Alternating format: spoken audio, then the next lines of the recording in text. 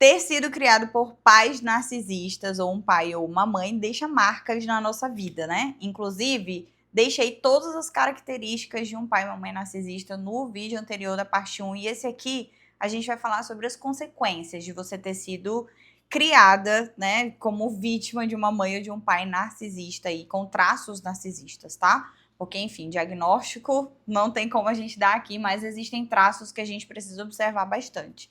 Ok? Bora pro vídeo? Bora conversar? Coisa linda da minha vida, cadê a sua água? Senta aqui que o papo tá sério, viu? Esses vídeos o papo tá sério, porque eu sei que várias vendas vão cair aí nos seus olhos, né? Coisas que você nem enxergava, vai começar a enxergar, então presta bem atenção, porque hoje a gente vai falar sobre as consequências. Quais são as consequências de eu ter sido criada por pais com aquelas características que eu falei pra você no vídeo anterior? Bora lá? Então, sou Tati Moraes, psicóloga e mentora de mulheres que querem protagonizar, e a gente sabe que nossos comportamentos foram aprendidos. De tudo que eu quero que você coloque na sua mente, inclua na sua cabeça, é isso. Você não é hoje uma pessoa insegura, com comportamentos de songamonga, algo assim, porque simplesmente você quer ser. Isso aconteceu porque você aprendeu. Principalmente pessoas que foram criadas com pais ou mães narcisistas têm um tipo peculiar de formas de se comportar, porque a gente cria uma capa, sabe?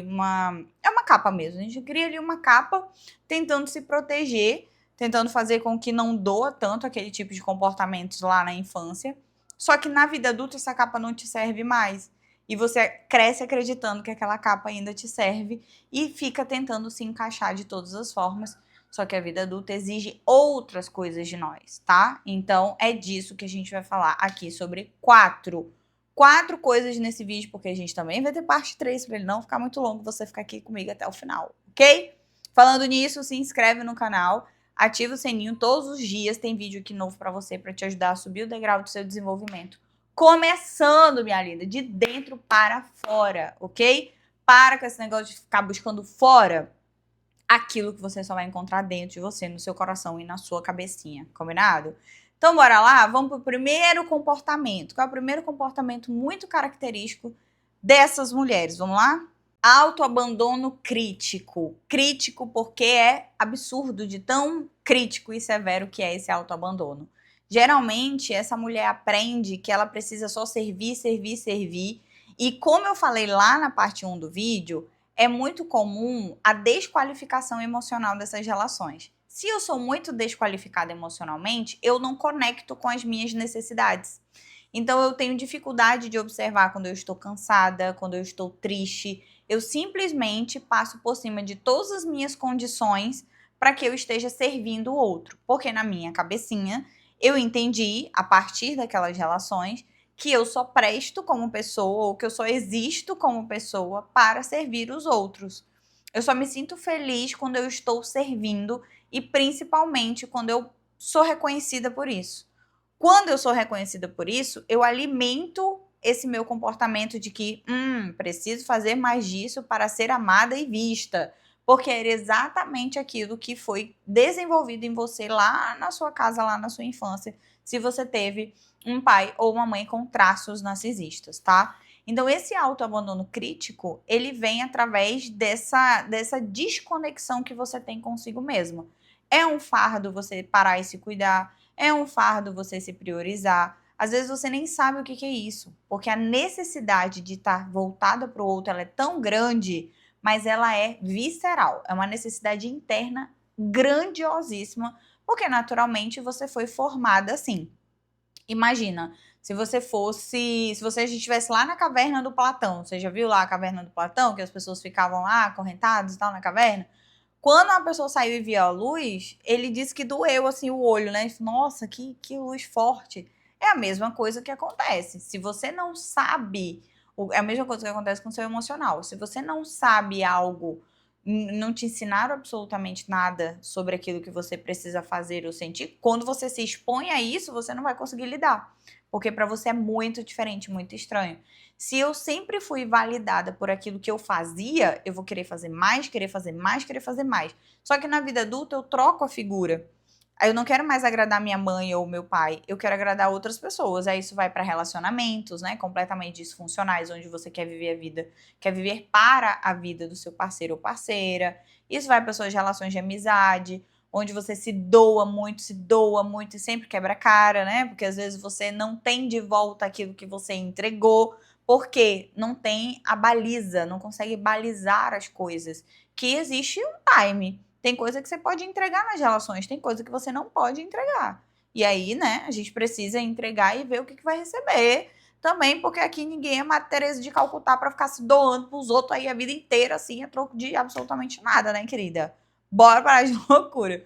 Mas isso começa no seu desenvolvimento emocional, tá? Então você aprendeu, através desse autoabandono crítico, que a sua personalidade, o seu jeito, o seu senso de felicidade só está no servir, porque foi assim que foi formado em você. Segundo comportamento muito característico é a hipervigilância emocional. É aquela pessoa que está 100% toda hora atenta a tudo que diz, a tudo que faz, nos seus trejeitos, naquilo que pensa, porque ela tem um medo absurdo de desagradar outras pessoas. Porque lá na infância dela, que a gente falou lá naquelas características do vídeo 1 que você vai assistir depois, aquelas características moldaram, de certa forma, o meu modo vigilante hoje. Porque imagina, se eu fui criada com uma mãe narcisista, eu tinha que ter cuidado com aquilo que eu fazia, ou falava, ou agia, ou pensava, né? Às vezes até pensamento que as pessoas nem têm como saber. Isso é vindo à tona nessa vida adulta, tá? Eu já ouvi mulheres dizer assim, mas eu não posso pensar isso, porque não, eu só pensar isso. Calma, gata, você pode pensar o que você quiser, a mente é sua. Né? Desde que a gente tenha o filtro entre pensar e fazer, tá tudo certo. Não pode sair daqui e ir direto pra ação, a gente tem que passar nesse filtro. Então, elas estão 100% vigilantes nesse processo, porque elas aprenderam a ter esse cuidado. Né? Lá na minha cidade, a gente fala cheio de dedos, fica cheio de dedos para que elas não sejam punidas. Só que isso era lá na infância. Então, eu preciso ter cuidado. Eu não posso falar alto porque meu pai não gosta de falar alto. Eu não posso fazer isso porque minha mãe não sei o quê. Meu Deus, se eu fizer isso, a minha mãe vai surtar. Aí tá, beleza. Quando você tá lá na infância, ok. Quando você cresce e tá na vida adulta, você pega esse comportamento e leva pra vida adulta e começa a querer agradar as outras pessoas que estão ao seu lado, se tornando hipervigilante. Por isso que às vezes cansa. E aí você se torna ansiosa demais, porque a ansiedade vem desse excesso de preocupação. Eu tô toda hora preocupada com a minha performance, ou com aquilo que eu faço, ou com aquilo que eu falo, para que seja a coisa certa, porque precisa ser a coisa certa. Agora me diz, que coisa certa é essa? Que coisa certa é essa que a gente necessariamente não tem como saber, né? Mas enfim, isso ficou instalado ali no seu emocional, tatuado no seu emocional, como um modo de operar. Aí o que a gente precisa fazer na vida adulta hoje? Atualizar. A gente atualiza aí a sua cabeça, o seu hardware emocional, né? O seu software, né? Softwares. Gente, eu sou ótima.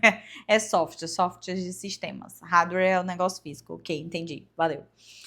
Atualiza os seus softwares, né, para que ele comece a enxergar a vida adulta e as nuances da vida adulta como ela é. Porque hoje, por exemplo, se você falar algo errado no que tange algum contexto, algo, ninguém vai te socar a cara por isso. Ninguém vai te bater, te punir, te deixar de castigo por isso. Ok? Gritar com você absurdamente. Porque esses seriam os medos da criança, né? Vai ficar de castigo de joelho no milho, vai fazer não sei o que, não sei o que. E aí você acaba levando esses receios, esses medos, achando que todas as pessoas são iguais àquelas figuras lá. E aí, por isso que eu sempre falo pra você, testa. Vai lá, testa o comportamento. Mas eu não posso dizer não. Testa dizer o não, bora ver como é que vai ser. Só sei que essa hipervigilância emocional te deixa muito, muito, muito estressada e cansada. Por isso que às vezes você pode ter dificuldade com contatos interpessoais. É melhor evitar esses contatos do que ocorrer o risco de errar e desagradar. Então, você meio que é uma pessoa que tem baixa resistência ao erro porque te ensinaram que errar era ruim. E errar, não digo um erro absurdo, estratosférico, mas qualquer erro que seja o fato de você ter que escolher uma coisa, escolher outra, sabe? Essas coisinhas assim, nada a ver. E aí você cresceu achando que isso era completamente absurdo. Então, naturalmente, a gente leva essa extensão para a vida adulta, tá bom? E é aqui nesse ponto que você fica muito tensa. E aí é melhor evitar. É melhor evitar esse contato com as pessoas, é melhor evitar porque vai que eu falo alguma coisa, vai que eu desagrado de alguma forma. E aí o comportamento de esquiva, que é muito presente na ansiedade, que é evito fazer, não quero fazer para não confrontar aquilo que é muito doloroso para mim, ok? Então, esse comportamento de vigilância a gente vê muito também. Inclusive, uma crença muito central que gira em torno dessa hipervigilância é: se eu errar, eu posso perder o amor das pessoas. Porque foi assim que você aprendeu, né? Quando você errava qualquer coisa mínima que seja, você era muito punida e essa pessoa fazia um tratamento de silêncio com você. E naturalmente isso na cabecinha da criança pensa: não sou digna desse amor quando eu erro. Aí isso cria um comportamento direto em você, tá? E aí naturalmente a gente vai trabalhando para atualizar isso e fazendo você enxergar a vida, as pessoas e as situações de uma forma diferente. Um terceiro comportamento muito característico, muito, mas esse é característico de pessoas que também tiveram pais críticos. Só que como eu falei lá no outro vídeo, é sobre a intensidade, tá? Os pais narcisistas, pai ou mãe narcisista, eles são muito intensos e é uma relação muito cheia de drama, muito cheia de, sabe, muito cheia de coisinha, assim, desnecessária. Os pais críticos, eles já são críticos pontualmente, geralmente em relação à performance, em relação a alguma coisa que eles acreditam que podem te prejudicar na vida adulta. Então, eu recebi um comentário aqui, por exemplo, de uma moça falando que os pais falavam que ela era muito fraquinha, porque ela é muito magra quando era criança. E ela cresceu, fulaninha é muito fraquinha, ai, como ela é fraquinha. E aí ela acaba crescendo e entendendo que isso. Eu sei que eles não fizeram por mal falando isso. Talvez a imagem dela ali, por ser muito magrinha, parecia ser fraca. Só que eles acabaram colocando isso e ela generalizou, uma cabeça da criança generaliza e ela cresce com esse sentimento de sou fraca, sabe? Nem sempre tudo é intencional. Obviamente, nada é intencional quando se trata de pais normais, tá? Às vezes eles fazem muito querendo proteger você de algo, só que no meio do caminho, essa hiperproteção acaba atrapalhando, como a gente tem outros vídeos que a gente já falou sobre isso aqui também, tá? Mas os pais narcisistas, eles são muito intencionais, eles não são tão, desligados assim quanto parece, tá? Voltando aqui, terceiro comportamento é a dificuldade de confiar em si nas próprias decisões, que é muito característico da baixa autoestima, tá? Então, eu tenho uma dificuldade de confiar nas minhas próprias escolhas, eu tô sempre buscando essa validação externa, porque eu acho que aquilo que eu escolho não é legal.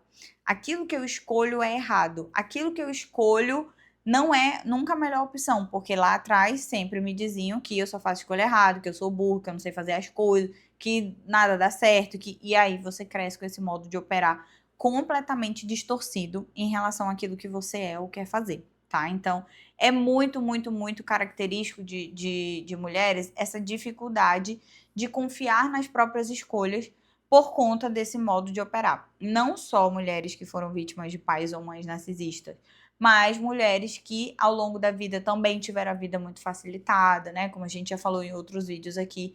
Vou deixar alguns linkados aqui para você assistir depois que você sair desse aqui, combinado? Inclusive, a crença central que gira em torno dessa dificuldade é sozinha não dou conta.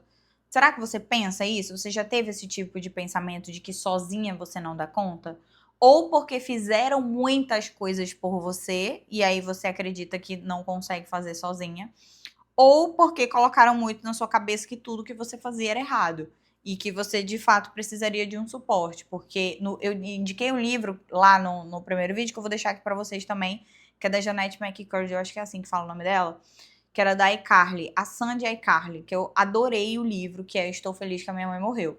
Inclusive, o tema central daquilo é o quanto que a mãe dela era narcisista e o que a mãe dela fez com a vida dela. Eu preciso você ler esse livro, tá? Leia esse livro, que ele é sensacional. Vou deixar aqui abaixo também, junto com outras indicações que eu vou fazer para você ler também, se você quiser aprofundar no assunto e se desenvolver também. Na verdade, esse é o único livro para você aprofundar no assunto, o resto é para você se desenvolver, que é o Coragem de Não Agradar e o Coragem de Ser Imperfeito, da Brené Brown, que eu sou apaixonada pela Brené Brown. Recomendo muito essa leitura, recomendo demais para os meus alunos, pacientes. Então, leia esses 3 livros, tá? Leia, que vai fazer muita diferença aí na sua mentalidade e forma de enxergar as coisas. Como você vai ver lá no livro, o tema central de uma relação com uma mãe narcisista é: sem mim, você não consegue fazer nada. É graças a mim que você tem o que você tem, que você é o que você é, graças a mim. E aí você cresce com essa ideia de que sozinho eu não dou conta.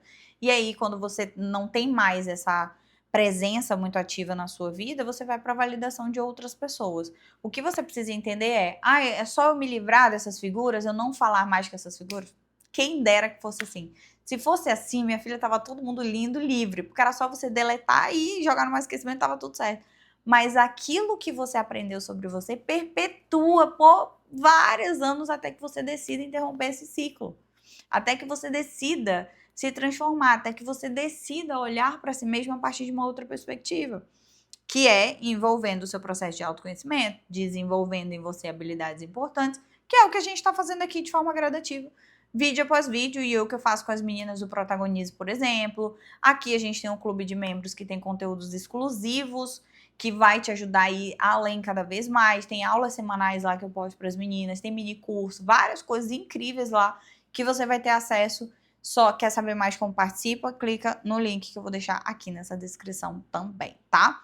E o quarto comportamento é a culpa excessiva.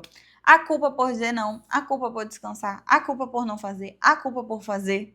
Porque a culpa é onde tem o confronto das nossas crenças com aquilo que a gente sente, de certa forma. Então, a minha crença diz que eu não posso dizer não para ninguém, mas eu quero dizer não. E se eu quero dizer não e eu acabo dizendo, nossa, as minhas crenças vêm, invadem as minhas emoções e me ativam de uma forma muito direta. E aí, quando você sente essa culpa, olha a palavra que eu coloquei, tá? Culpa excessiva. Porque é uma culpa que às vezes paralisa e te impede de até enxergar as coisas como de fato elas são, de forma racional. Talvez você não consiga enxergar isso de igual para igual, porque foi assim que você foi formada, tá? Tati, como que eu posso lidar com o sentimento de culpa? Óbvio, entendendo as suas crenças, entendendo o porquê na sua cabeça você não se autoriza a dizer não ou a descansar, enfim, seja lá o que está te deixando culpada, faça uma avaliação. O que na minha cabeça não está me autorizando a fazer isso? Por que eu não me autorizo a descansar? Por que eu me sinto culpado? O que eu acho que eu tinha que estar fazendo ao invés de descansar? O que eu acho que eu tinha que estar fazendo ao invés de dizer não? Por que eu acho que eu preciso sempre ceder, sempre estar presente? Que lado meu emocional eu estou querendo abraçar, ou estou querendo tampar, ou estou querendo suprir? O que é?